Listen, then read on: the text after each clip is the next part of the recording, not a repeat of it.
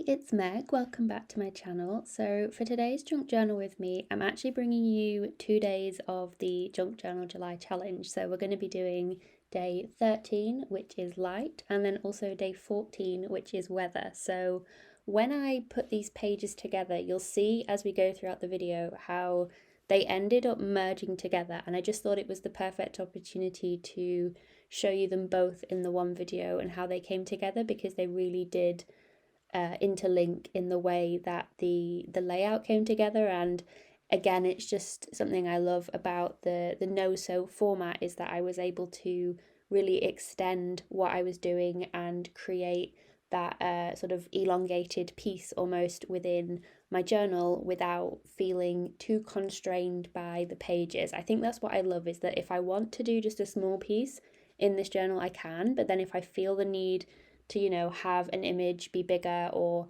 have something extend, then I can do without thinking, oh, I need to trim that off and make sure it all fits. So for the prompt of light, I ended up taking it in a fairly simple way. So I did do a bit of brainstorming, thinking about how I wanted to approach this prompt. And I ended up settling on something that just had a light feel to it. So all the materials that I was using, I just wanted to create a sense of lightness, both in the colours and also just the way that it felt. So using really sort of open materials. So here with this recycled like plastic bag that's got these little white spots on it, I'm not using anything that is opaque, for example. I've used that transparency in that way. I've also then brought in some PET tapes which have the transparency as well. So I was wanting to create this light and airy feel to my page, and with the collage I was doing, so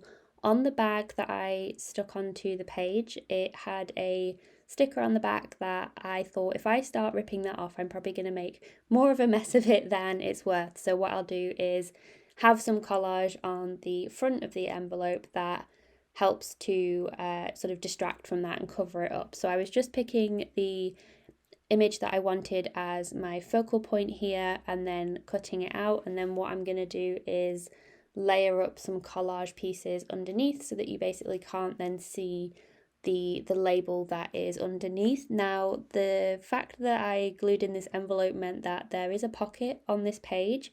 However, I didn't actually put anything into the pocket. I showed you that you can put some paper in it in a second to have some extra journaling space, but I think just because of the way that I glued it in, it goes over a bend in the journal ever so slightly. So I'm not sure how I would want to play around with that, maybe having a smaller like tag or something, but I just couldn't decide what I wanted to do for the piece that went inside it. So I thought, rather than like worrying about that, I just wanted to carry on and do the pocket itself. So I guess the option is there that if I want to add a tag or a journal card or something into the pocket at a later date, then I can do, but also because of the transparency and the way that it's been added, I think you wouldn't immediately know that it's necessarily a little plastic bag opening. So I guess it works in that way that if I don't end up adding anything to it, then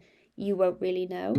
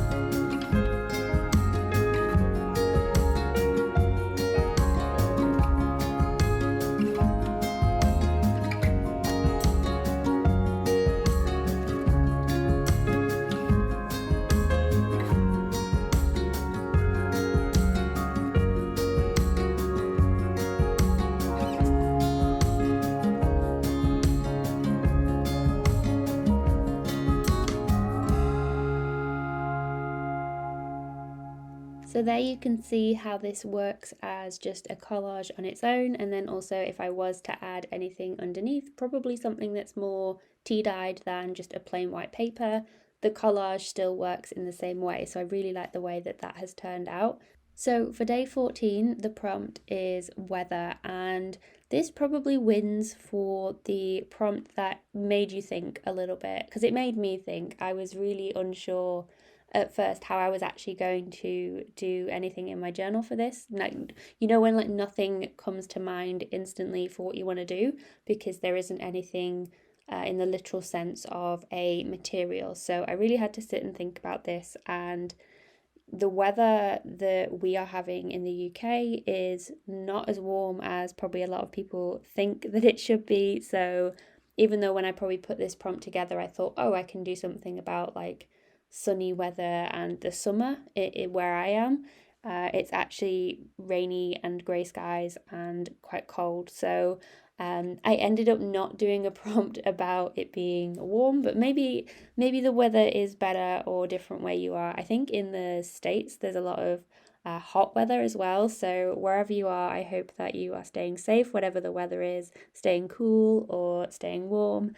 And yeah, this is an interesting one for a junk journal prompt, I think. So I ended up doing a collage that had a lot of flowers on it, and I think it's because the quote that I ended up landing on for this, because sometimes if I don't know what I'm going to do from a visual perspective, then I'll think about the words that I'm going to add to the page and how the words can speak to the prompt. So thinking about a different quote that I can pick, and the one that I landed on is one that I've used in my journals before. It's one of my favorites.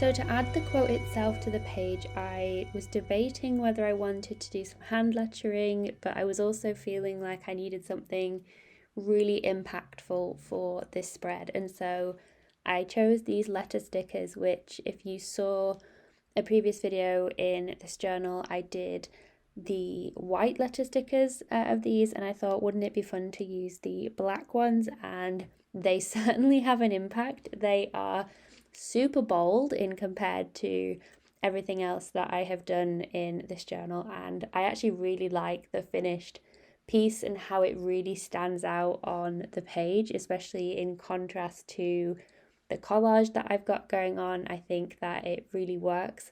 I was debating whether to do like a mix of maybe having flowers in my lettering, like with a pen, but I ended up just thinking like, let's just do the entire thing with these block letters. And I really like the way that it turned out on the page. I was a little bit worried that I wouldn't have enough space, but I ended up just running it over into the next page slightly, and I don't think that matters too much because I also had some of the collage on the page doing the same thing, so it feels like it's meant to do that. And then for the next page's spread, I'll probably just try and work within the space that I've got left, so not necessarily like covering anything up, but just working with it. And I think having that yellow flower there where I overlapped the start of the letters on the second line, and how that's also then tied into the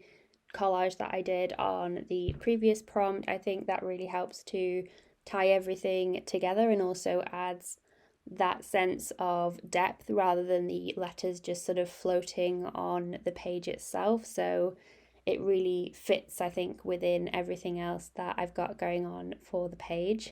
And of course, it wouldn't be one of my pages if I didn't add some details, so I was just adding some white pencil here.